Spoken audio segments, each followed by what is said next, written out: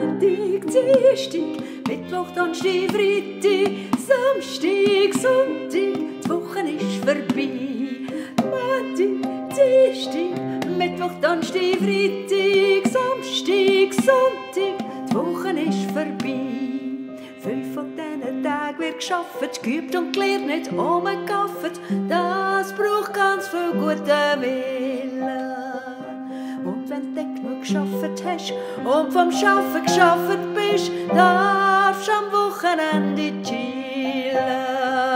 Montag, Dienstag, Mittwoch, Donnerstag, Freitag, Samstag, Sonntag, die Woche ist vorbei.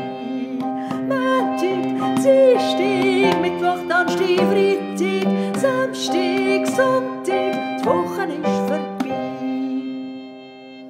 Montag, Dienstag, die sind lang und es wird dir Angst und Bang. Denkst, die Woche endet nie.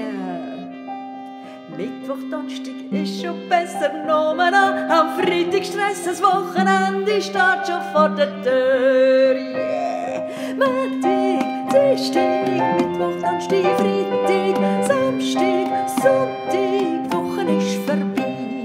Montag, Dienstag, Mittwoch, Donnerstag, Freitag, Samstag, Sonntag, die Woche ist vorbei.